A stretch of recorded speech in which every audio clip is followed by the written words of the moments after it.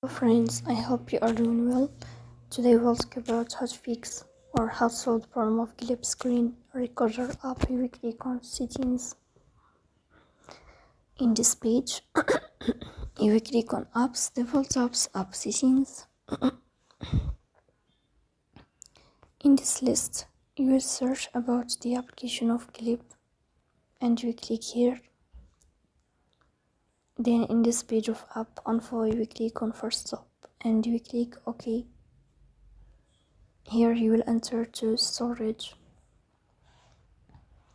Then we click on clear cache.